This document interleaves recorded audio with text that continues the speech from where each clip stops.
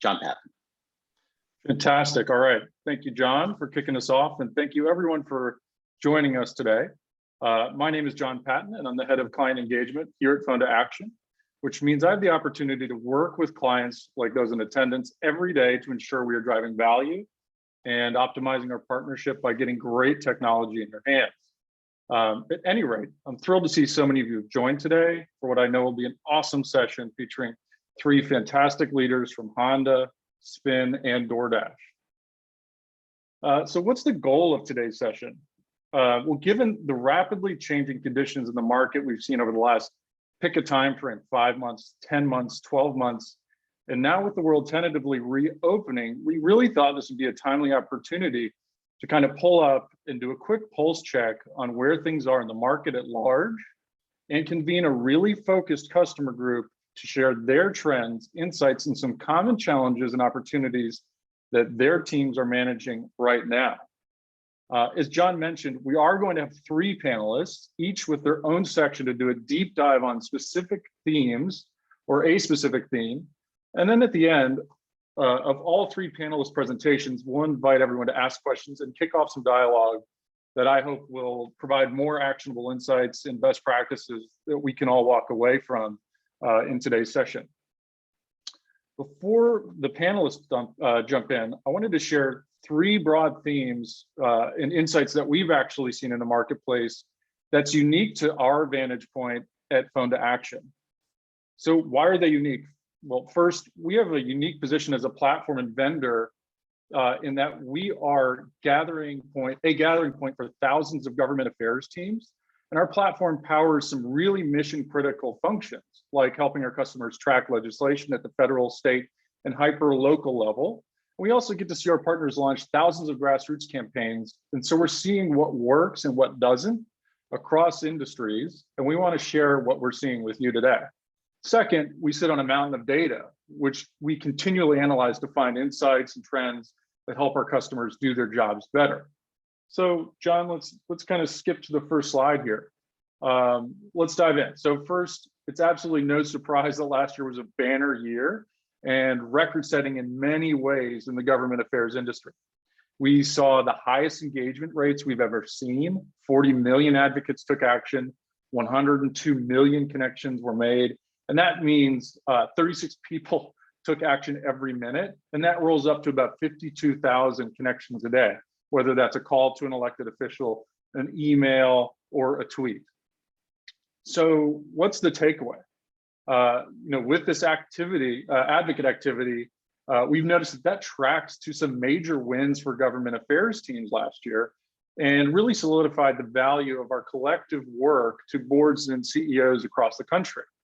Whether we look at the airline, hospitality, or restaurant industry, companies relied on their government affairs teams for massively important things, like securing access to the Paycheck Protection Program, to track regulations around COVID, and to communicate and engage with grassroots supporters when they were really tuned in and needed that information.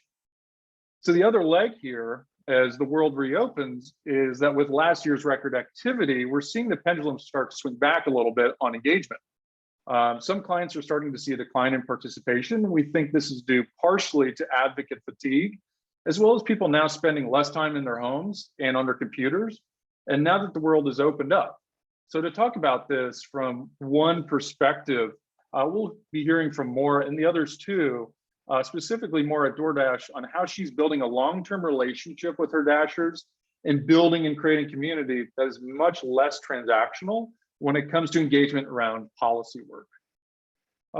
John, let's move on to the next theme here. So the other thing we saw really peak last year was the rise of corporate activism. This has been a trend that's been growing over the years. And last year we saw a continuation of that trend as CEOs are speaking up and taking a stand on issues that they've historically been quiet on. What drove this, we think, was the intersection of the pandemic, massive financial uncertainty, and social unrest. These three factors really pushed conversations to the forefront like never before. So for government affairs professionals, we see this as a paradigm shift in which companies have moved away from strictly talking about the bottom line and are increasingly wading into social issues. So for those in attendance today, that means your job may be changed a little bit, maybe not. And part of your job responsibility could be now briefing the CEO or the board about the policy and legislative impact around taking a stand or wading into some of those issues. So the takeaway here really is that we've seen authenticity and getting direct feedback from stakeholders, employees, partners, customers, the general public, as a critical part of communicating how to navigate these types of moments for your business. Whether you're tasked with analyzing political giving through a donor research tool, which our customers utilize, or getting information and feedback from those key audiences, this is going to be a critical part of informing your internal team on the implications as it relates to your job in our universe here in government affairs. The last thing I wanted to talk about was, and we'd be remiss not to talk about it, is the digital acceleration that happened last year. So very briefly, and before we get to our panelists, what we've seen is that our customers and our elected officials had to adapt to a virtual only world over the last year. So this ushered in what feels like 5 years plus of innovation almost overnight. And from our conversations with customers, companies that are starting to bring into focus, what they're trying to do is figure out how to take that digital acceleration and tie it into a more traditional approach to lobbying. So what does that mean? Perhaps video meetings with elected officials are appropriate 80% of the time, but when meeting with new staffers after an election, in-person or in-person fly-ins are still critical for establishing those relationships. We've also seen that digital can help reduce budgets and help teams accomplish more with less. So with uncertainty still on the horizon to a certain degree, we think it will be important for companies to have a balanced and diversified approach going forward to adapt to the time. So without further ado, let's jump into our first presentation from Jennifer Thomas of Honda. Jennifer, thanks for joining us today. As the president of, or vice president of government relations at Honda, you've ushered in a new chapter or a new approach to grassroots. Last year, with us as your technology partner and strategic partner, you all launched a GeoTV campaign and are now navigating an expansion of that program. I think our attendees would all like to hear how you all are expanding beyond a more traditional approach to lobbying. And thanks for being with us. Well, thank you, John. I'm happy to be here, and thank you to you and the Phone to Action team for inviting me to participate on this great panel with some of my esteemed colleagues. So yeah, I've been with Honda for about 2 years now.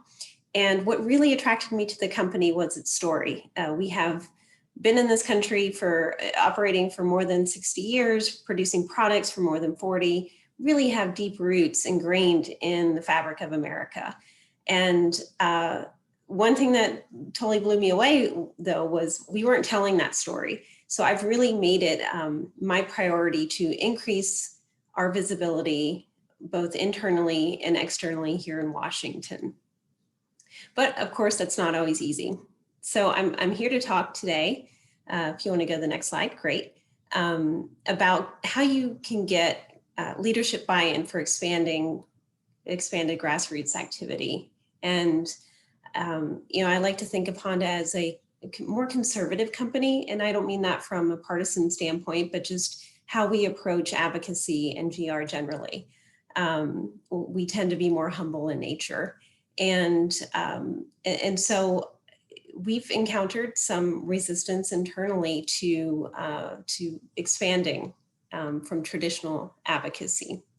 As John noted, 2020, we saw more and more companies embrace more grassroots type advocacy, but just like Honda, most leaders still feel that traditional shoe leather advocacy is something that they tend to prefer.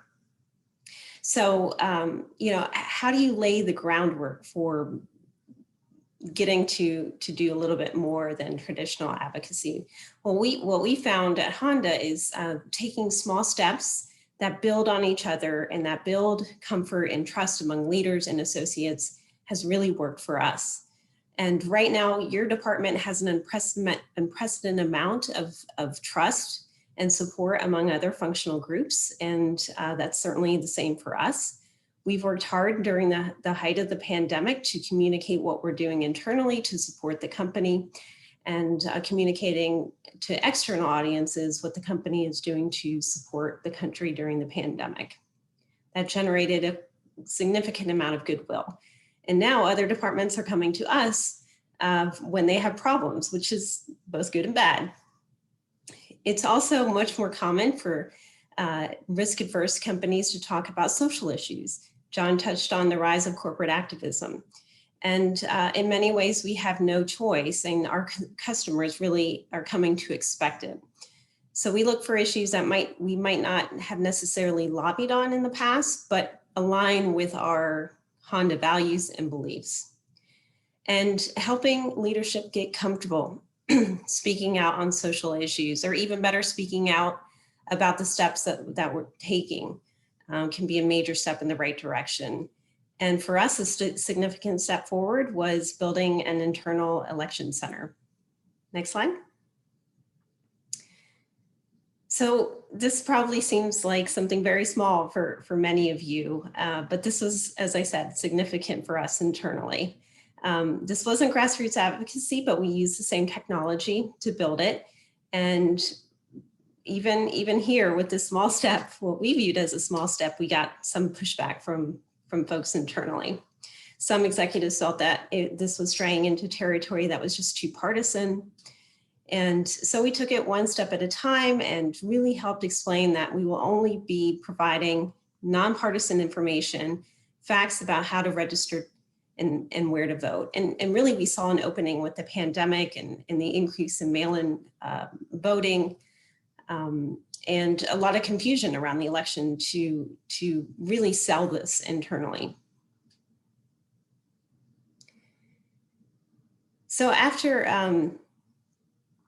the Election Center was launched, the feedback was overwhelmingly positive. We received so many messages from associates across the company that they were so appreciative to be that Honda was providing this sort of information to them. And of course, the leaders that had been resistant didn't join the chorus of thank yous, but they remained quiet, and we saw that as a win in our book. And we really saw this as an opportunity to educate more engaged associates, because within the Election Center, we gave our associates an opportunity to opt in to hearing more from the DC office and the work that we do. So we use that information to really make the case that we have a group of associates that are engaged and want to learn more about how policy impacts the business. So we plan to build on this success and start moving towards a true grassroots advocacy campaign that activates our employees on policies that affect them directly. So just with increased visibility comes, in many cases, more work. And associates are now more aware of what our department does and proactively seeks engagement with our team in various business matters. And we're a lean team. We only have 6 people responsible for representing our entire business operations on state and federal matters. And in addition to traditional advocacy, our team has been asked to support multiple company activities during COVID, and actually it's still operating. Our company formed an emergency operations group of top leaders in the company. We were asked to serve on that and contributed to many of those activities around COVID, helped facilitate the donation of generators and face masks and producing ventilator compressors. And our team has also, as I noted, been asked to provide counsel on social issues.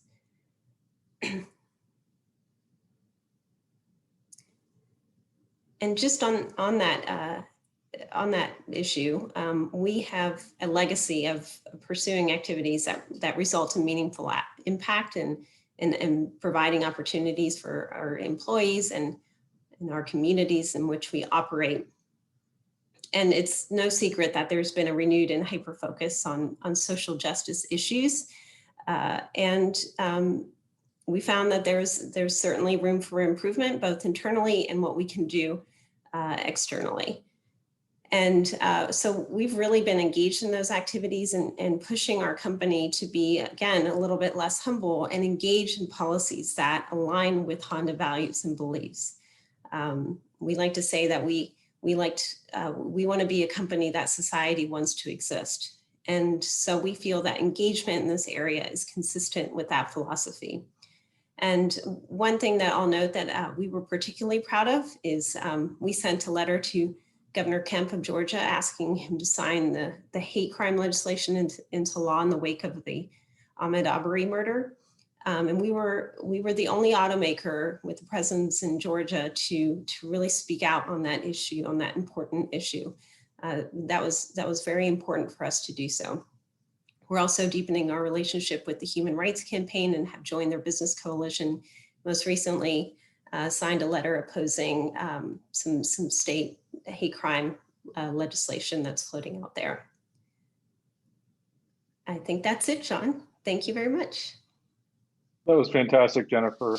One quick question for you. If you had a magic wand, what would be the next hire on your team to support some of this work? Well, I would love kind of a team member that was strictly focused on political and grassroots advocacy to really focus 100% on building these efforts and expanding on them, and working to educate and engaging our associates on policy matters. Well, this is exciting, and it's really great to hear how you all have taken a kind of crawl, walk, run approach, and we're excited to be a partner as you all continue to grow on the grassroots side. Without further ado, let's move on to our next panelist here, Brian No from Spin. So Brian, thanks for being a panelist today. As head of policy, much of your work focuses on the hyper-local relationships with government. Interestingly, we saw the rise of state-focused work about 6 years ago, and now many companies are having to navigate local city councils across the country. How does Spin approach their work in local markets with local partnerships, and when and how do you decide to engage or launch a grassroots campaign? And thanks for being with us, Brian. Yeah, sure. Thanks for having me.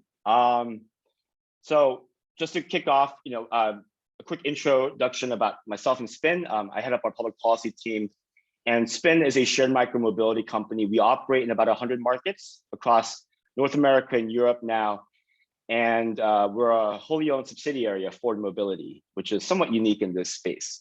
To answer the question that was posed, we approach grassroots advocacy in a somewhat different manner for a few reasons. First is the nature of our business. Our bread and butter really is local government. And that is because at the local government level, it is they who decides how to structure a program, whether or not to allow multiple companies, how many, in what manner, what the local rules are, etc. And over the past couple of years, more and more local governments, at least in the shared e-scooter space, has gravitated towards limiting the total number of operators for a variety of reasons. Something that, as Spin, we actually support. We think it makes sense for a variety of reasons that, we don't need to get into. But ultimately, it means that we can't really take a top-down approach. And local government is where really the day-to-day action is, so to speak, for us. And for anyone who is familiar with local government lobbying, it's obviously somewhat different than when you're used to doing federal only or state level only. Every city, as we all know, is different. It's structured differently. Some cities have a strong mayor system. Some have a strong council, city manager system. And even if they are classified as the same type of local government structure, they're still different in some capacity. And there are understandably weird political dynamics that may be at play, some skeletons in the closet that you may not know. And so we really had to do the hard work of going really door to door or city by city to start forming the right relationships. And obviously, as you can tell, hiring a local lobbyist that has expertise and the connections and the relationships pertinent to that specific market is something that we find very helpful. Another reason why we approach grassroots advocacy a little bit differently than perhaps a traditional private sector entity is that a lot of our most sort of problematic issues from our perspective aren't the most compelling stories or messages from a public grassroots constituency perspective. You know, it's really hard to get the public writ large riled up about double standards in indemnification agreements for scooter operators versus bike share operators, for instance. You know, it's just not very sexy, and it's not the most. It's, you know, if you can imagine that being a call to action, you probably won't find the greatest success. And lastly, the main reason why we also approach things a little bit differently is because of the fact that we ultimately don't want to bite the hand that feeds us. In some ways, local governments are our #1 customer because we actually can't even reach the end user consumer unless we first win over the local governments first. So for those reasons, when we activate our riders on in pursuit of our public policy priorities, we approach things a little bit differently. You know, how can we do it so that we don't annoy the city officials and staff? Oftentimes, from our experience, when companies try to activate the public to send in messages, it actually really makes them mad. And beyond making them mad, we don't really see much success because it makes them defensive. And if they are in the wrong, or if they do want to change their mind, it doesn't allow them to really save face. So they're cornered and they kind of double down. And so for us, when we're approached with a problem or faced with a problem at the local government level, it's really about how can we, you know, really share their constituents' needs in a non-antagonistic way. And that's something that we use Phone to Action for somewhat recently over the past year in a few markets in Florida.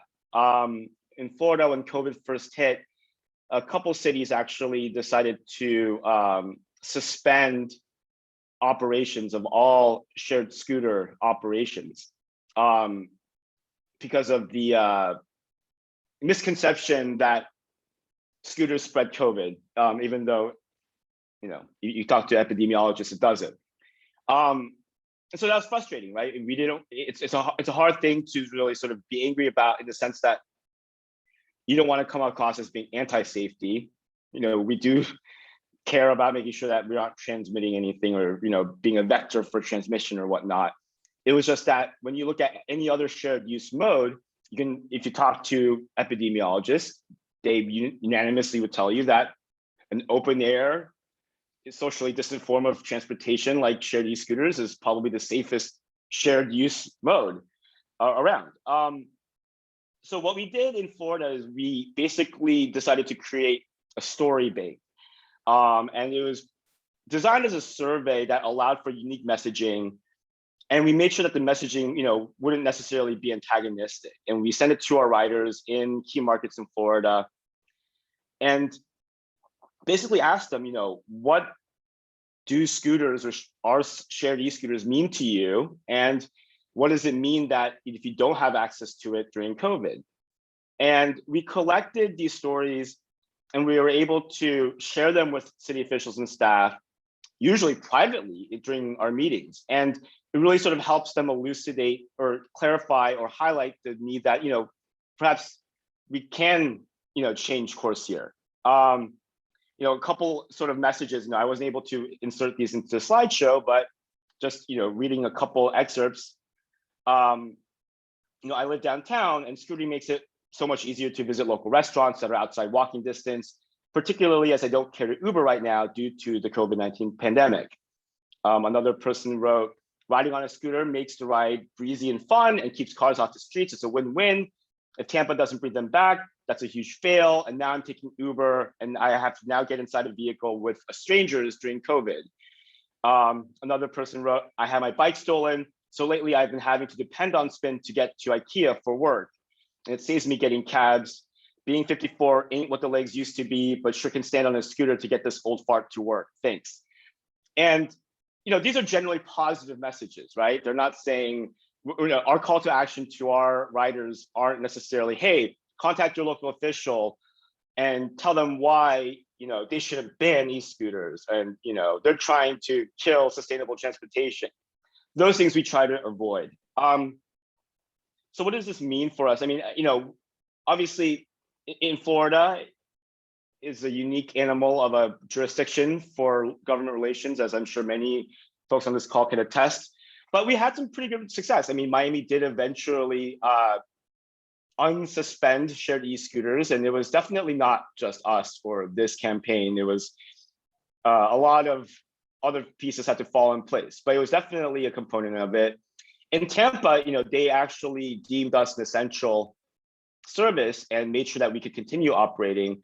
And what we used Phone to Action for was actually to solicit thank you messages for the mayor, which we really sort of helped grease the gears, so to speak, and maintain good relationships. And we also sometimes use it to try to open up new markets where perhaps the administration or the government may be hesitant. And that's something that we are still trying to do in certain college campuses in Florida. And I think ultimately this approach for us so far has been helpful, because being seen as a partner to local government and not as an antagonistic presence can also help us for, let's say, state level issues or state bills that perhaps are problematic to us. And an example is last year in California, there was a bill that literally probably would have caused the entire industry to suspend operations in the state. And it was thanks to our city partners that weighed in opposition that actually won the day. So for all sorts of reasons, they're kind of all interconnected. And on that note, I'll shut up, and thanks for having me. Brian, that was awesome. And I think what you've built, the program and your approach to it, is something that a lot of our customers probably like to hear, which is that control and maybe a different style that matches your values is possible with technology. So thanks for sharing that, and we'll get you back in for the question and answer section here. Last but not least, Maura, so good to have you on. Maura is a multi Phone to Action customer through a lot of her different roles over the years, so no stranger. Maura, I'm really excited that you're able to join us today. DoorDash has become a household name during the pandemic. You all have been incredibly busy on the policy and community teams, and I'm hoping you can tell us about your approach to building an authentic and engaged community around that. And first kick it off telling us a little bit about who you are and the work you're doing at DoorDash. Sure, cool. Thanks, John and the Phone to Action team for inviting me to speak today. And also, it's been really exciting to hear from Jennifer and Brian about the various initiatives at Honda and Spin. So I'm Maura. I've been working at DoorDash for about 5 months now. And I think I was trying to think about how long I've worked with Phone to Action. I think it's been 5 or 6 years now, dating back to when I first started at Airbnb 2016, and a couple of other companies along the way.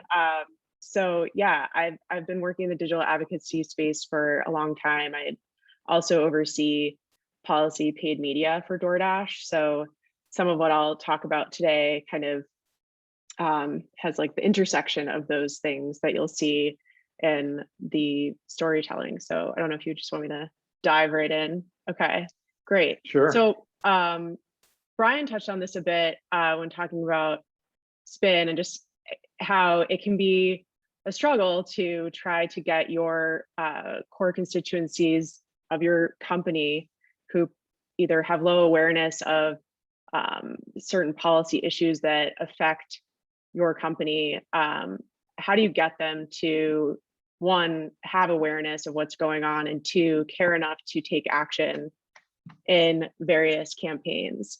So I think part of, working in this space for a long time, I think I have the 30,000 foot view of, what we can do to build an advocacy community.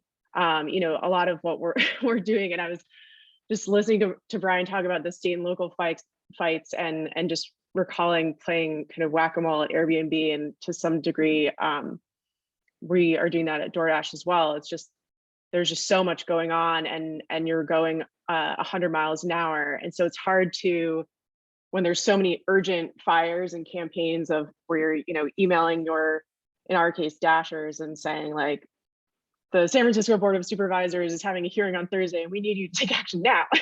That's what we're focusing on a lot of the time, but we kind of pull back and get the big picture. How do we get those folks to not just come in the advocacy funnel, but also kind of stay there and want to be there and want to continue to take action on behalf of your company because it's important to them, maybe it's important to their livelihood, but also because they feel a sense of loyalty to this community. So that's something that's really top of mind for me, is how do I help to, with my incredible team within policy comms, and then we do a lot of cross-functional work at DoorDash, so we have great partners in the marketing team as well. How do we all work together to build a community for Dashers where they're inspired to take action, and that could be as small as tweeting at a legislator, and as big as providing testimony at a hearing, or being featured in a paid media campaign. And hopefully we'll get folks who are quote unquote super advocates who want to be leaders in their local communities. So just thinking about how do we get them from top of funnel to like in this space where they're staying there. So with that, there's a few different things I wanted to touch on. So one of the things that I love about DoorDash is that we love data and research here, and I think to a lot of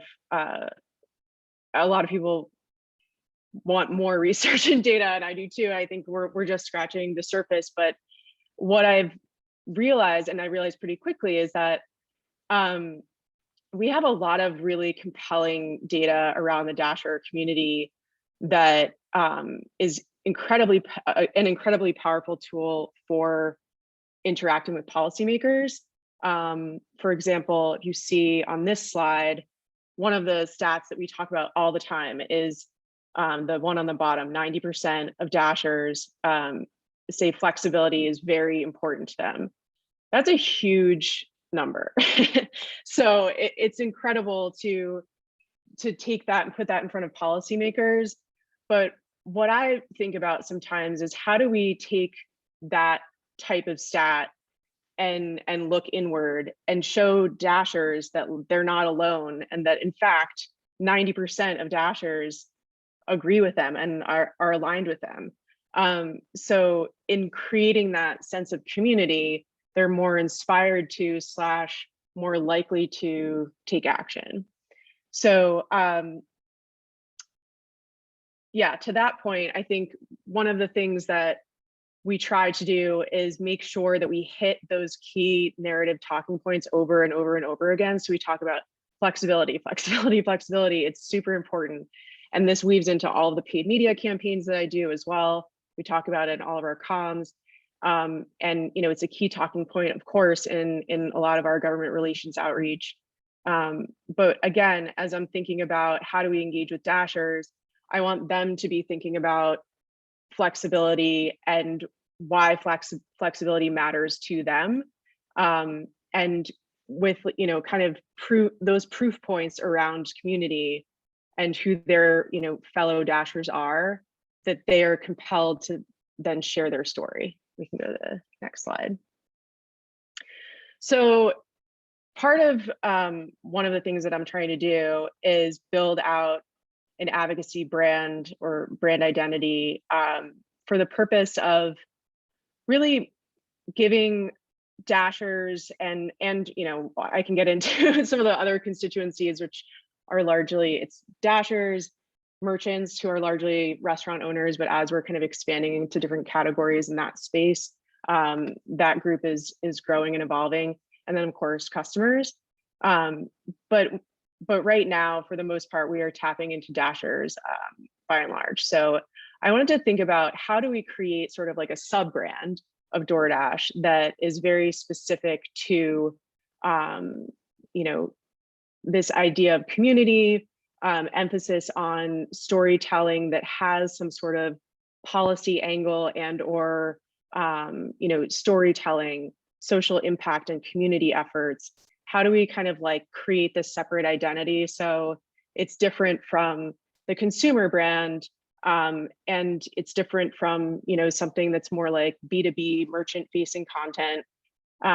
So with that, I worked with my partners in the marketing team to create a bit of a brand identity exercise.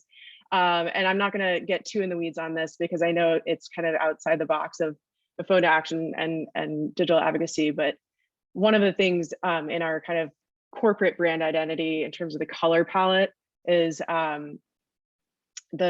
you know, there's various different colors that are kind of like in the main color palette. And one of them that stood out to me is this forest green color, which according to the brand team means thoughtful. And I felt like of all of the different components, that really stood out to me for the policy team. So that's kind of our flagship color that we chose. And then I stood up Facebook and Twitter channels. And again, it's supposed to have a different feel and sort of different audiences that we're you know, catering to than our corporate channels. So in addition to the online experiences that we're trying to create for Dashers and getting them to kind of like opt into that, hopefully now that cities are opening up a bit more and the COVID related restrictions are lifting, we're hoping to do more in-person meetups and you know, things led by our mobilization team. We're also kind of thinking creatively about other ways to engage Dashers in like webinars and we have a new series we launched called Dasher Dialogues that is a city by city specific series. So we give Dashers in that city an opportunity to speak to someone from our government relations team, someone from Dasher marketing and operations, so they can kind of ask any questions. And we're trying to just create all these different touch points with them to sort of lay the groundwork in building a community for them. But circling back to P2A, and we can go to the next slide. So P2A has been super instrumental for us in terms of story collection. I know Brian spoke to that too, but at Spin about creating a story bank. I think frankly, I think that is our #1 source of getting stories from Dashers, whether it's on the, you know, municipal level or state level. We even have some federal campaigns. So we use a lot of share your story campaigns at DoorDash. And I think when I was thinking about what campaign to highlight here, I wanted to specifically talk about this DoorDash impact community and leveraging phone to action in a slightly different way, because we do, you know, the story collection piece, and then we do, you know, the urgent, you know, contact your legislator campaigns as well.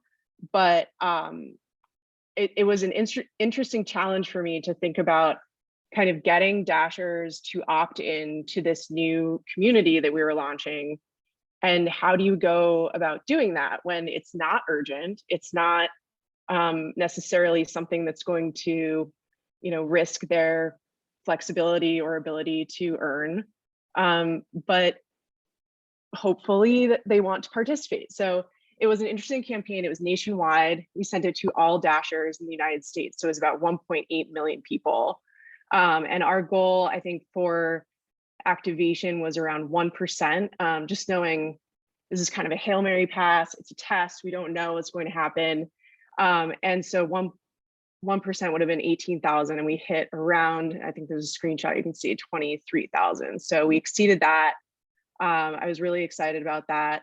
And it's always exciting. I highly encourage everyone to use the live map tool if you ever do a nationwide campaign. It's very fun to see all the pins drop. But one thing I wanted to call out, or a few call outs here, you'll notice in the copy of the campaign, it's a bit of an amalgamation of policy comms and marketing. In large part, as I was saying, this was a test for us. So what do we do here to get folks to want to be part of a new community, knowing this isn't an urgent ask, and this isn't an imminent threat to them? So we did a lot of cross-functional conversations, and we learned from the Dasher marketing team that they had had a lot of success with sweepstakes as a tool to get folks to feel incentivized to take, I don't want to say take action, because in this case, they're not really taking action beyond signing up, but to opt in. And so we tried it, and I feel like it was, something a little bit out of my wheelhouse here, but it was a really resounding success for us. And we're excited to continue to try to do more opt-in campaigns through Phone to Action. We are testing out some stuff in the SMS space right now. I really want that to take off because I'm really excited about more mobile only campaigns. But yeah, that's kind of the big picture of what I'm working on. And we just launched this campaign about a month ago. So it's all brand new, and this community is just getting off the ground. But I feel like 6 months from now, we're gonna be like halfway there, and I'm excited. And that's all. Great. Thanks, Maura. That's really exciting. And that's an incredible campaign. Nearly 23,000 people. Congrats. Thanks.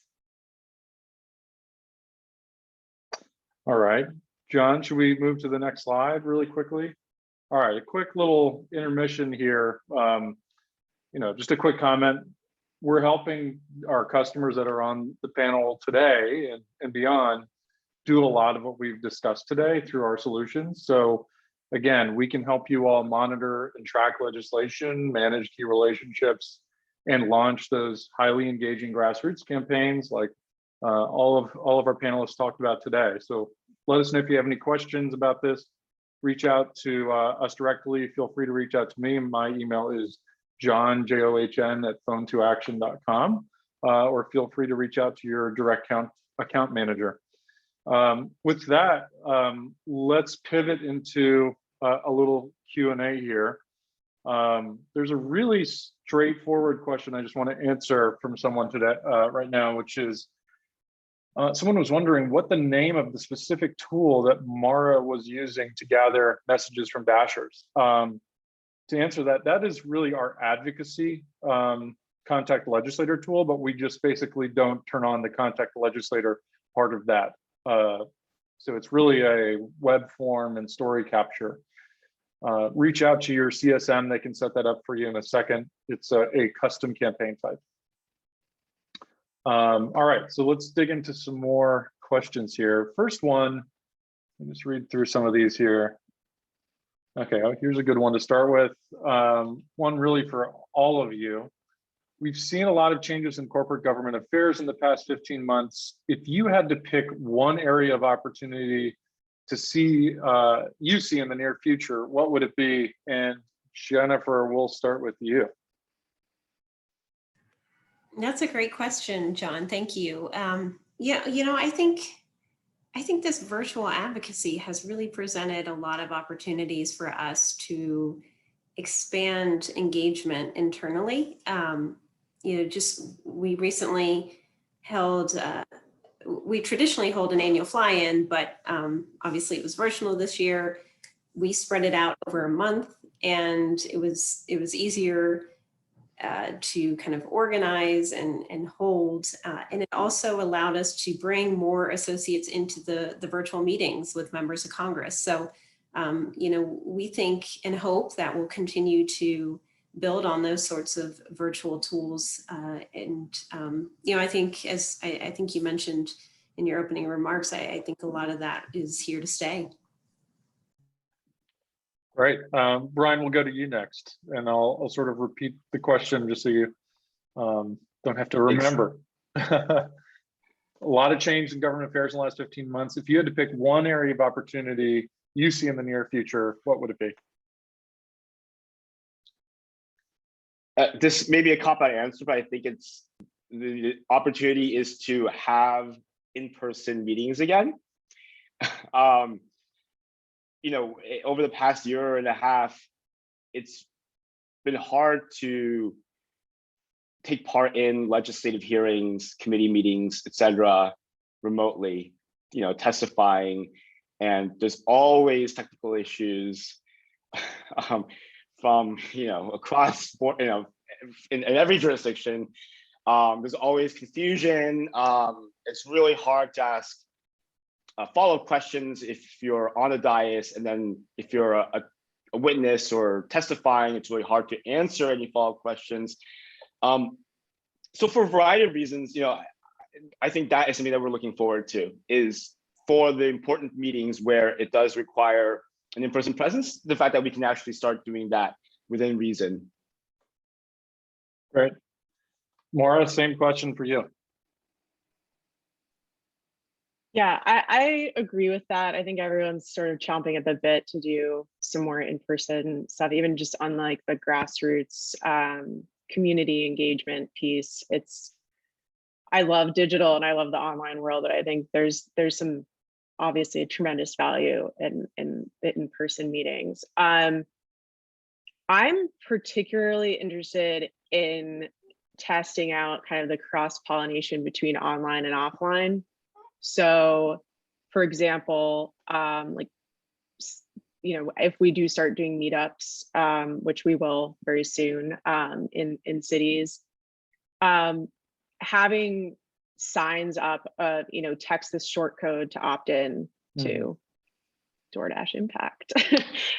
So I think I want to see if that is successful, if it works, and also kind of be there in person if people have questions, because part of the mystery of if campaigns are successful or not always remains a mystery because we don't know, like, why do people drop off? And I think if people are there to just sort of candidly ask us what this means, or like, am I going to be able to opt out? Are you guys going to be texting me all the time? You know, those are all fair questions. And I think having the ability to kind of field those live is going to be an interesting experience. So I'm excited to try that. We'll skip back to you, Jennifer. Quick question. How hard was it to move the needle on social issues, especially in red versus blue states? Very hard. Our corporate headquarters is in California, and we have production facilities all across the South, from Ohio to Alabama. And so, as you can imagine, the political views of our associates is wide ranging. So it was very challenging for us to communicate on these issues and also convince our leaders to speak out.